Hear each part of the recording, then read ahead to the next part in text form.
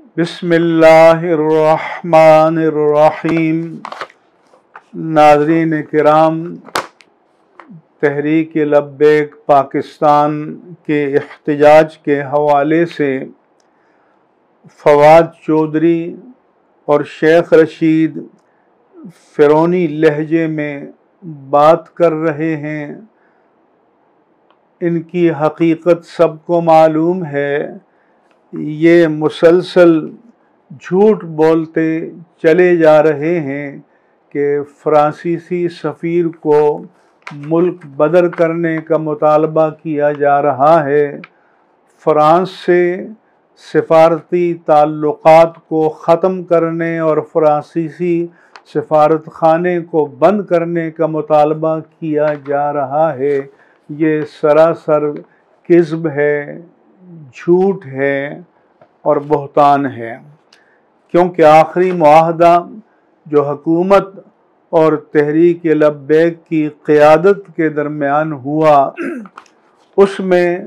فقط یہ مطالبہ شامل ہے کہ اس مسئلے کو پارلیمنٹ میں پیش کیا جائے،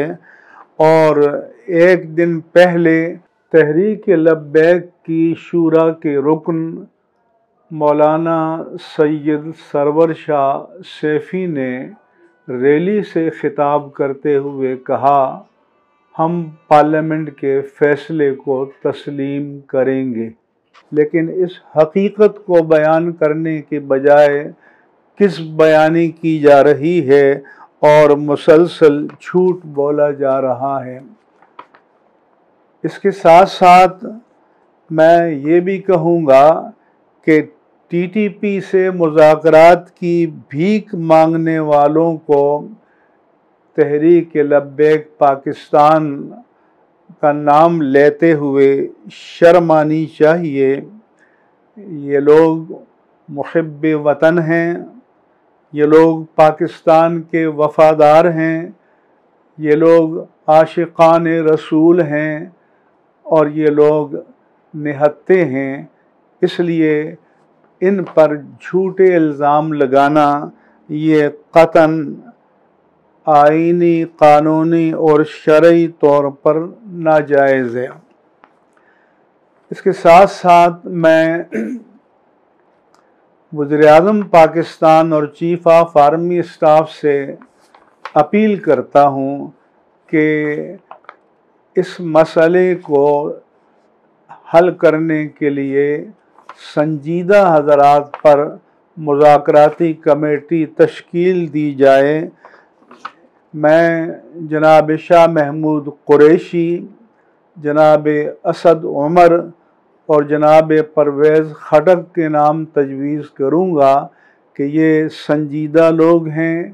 انہیں اپنی زبان و بیان پر کنٹرول ہے۔ شیخ رشید اور فواد چودھری کی طرح ان کے منہ میں بواسیر نہیں ہے کہ جو آئے بکتے چلے جائیں اور جس کو چاہیں ملک کا غدار قرار دے دیں۔ کوئی ہمیں بتائے کہ جب یوٹیلیٹی بلز کو ڈی چوک پر جلایا جا رہا تھا،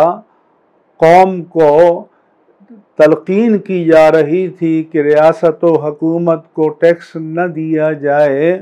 پارلیمنٹ ہاؤس اور پی ٹی وی پر حملے کیے جا رہے تھے، تو ان کے بارے میں ان کا فتویٰ کیا ہے،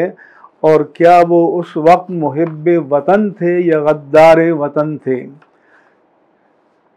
یہ اختیار کسی شعبدہباز وزیر کو کیسے دیا جا سکتا ہے کہ وہ جس کو چاہیں غدار قرار دیں، جس کو چاہیں انڈیا کا ایجنٹ قرار دیں؟ اس لیے ایک تو میں پاکستان بھر کے خطباء سے اپیل کرتا ہوں کہ لوگوں کو حقائق سے آگاہ کریں، اور ساتھ یہ بھی تلقین کریں کہ جو احتجاج کرنا چاہے، اپنے جائز مطالبات کے لیے احتجاج کرنے کا حق ہمارے آئین اور قانون نے دیا ہے، لیکن قانون شکنی نہ کریں، آئین و قانون کی پابندی کریں۔ اس کے ساتھ ساتھ میرا مطالبہ یہ ہے کہ جن مطالبات کو منظور کرنے پر باقاعدہ اتفاق رائے ہو چکا ہے ان پر عمل درآمد کیا جائے تاکہ حکومت کی نیک نیتی کے ثبوت سامنے آئیں اور باہمی اعتماد کی فضا قائم ہو۔ جن مطالبات کے منظور کرنے پر اتفاق ہوا ہے وہ یہ ہیں کہ ٹی ایل پی کے امیر اور شورا کے ارکان سمیت تمام اسیروں کے خلاف مقدمات واپس لے کر انہیں غیر مشروط طور پر رہا کیا جائے، تمام جھوٹی ایف آئی آرز واپس لی جائیں، تمام علماء کے نام شیڈول 4 سے نکالے جائیں، تمام اشخاص اور اداروں کے منجمد بینک اکاؤنٹس بحال کیے جائیں، تحریک لبیک پاکستان پر پابندی کو اٹھایا جائے، نہتے احتجاج کرنے والوں پر مسلح ہونے کا جھوٹا الزام واپس لیا جائے، جن وزراء کے منہ کو بواسیر لگی ہے انہیں لگام دیا جائے اور معاہدے کے مطابق پارلیمنٹ میں اس مسئلے پر بحث کی جائے۔ ان چیزوں پر باقاعدہ دستخط موجود ہیں اور معاہدے ہو چکے ہیں۔ اس کے ساتھ ساتھ میں یہ بھی گزارش کروں گا کہ طاقت کا استعمال حکومت کا اختیار ہے، ہر حکومت کے پاس طاقت موجود ہوتی ہے، لیکن اپنے عوام کے خلاف طاقت کا استعمال کرنا کسی بھی دستوری، آئینی اور قانونی حکومت کے لیے باعث افتخار نہیں ہوتا۔ خدا نخواستہ کسی بے احتیاطی کے نتیجے میں بے قصور لوگوں کی جانیں چلی جائیں تو یہ زخم لوگوں کے دلوں میں پر اور روحوں پر ثبت ہوں گے اور بھلائے نہیں جا سکیں گے۔ ہم اس ملک میں فساد نہیں چاہتے، امن چاہتے ہیں، انتشار نہیں چاہتے، استحکام چاہتے ہیں۔ ملک پہلے ہی طرح طرح کے مسائل سے دوچار ہے، سیاسی انتشار ہے، اقتصادی بدحالی ہے، عالمی طاقتوں کے ساتھ ہمیں مسائل درپیش ہیں، ہمارے گرد و پیش میں مسائل ہیں،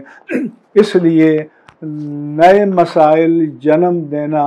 یہ کوئی دانش مندی نہیں ہے، فراست نہیں ہے، حکمت نہیں ہے، تدبیر نہیں ہے۔ اس لیے ان سارے معاملات کو احسن طریقے سے حل کیا جائے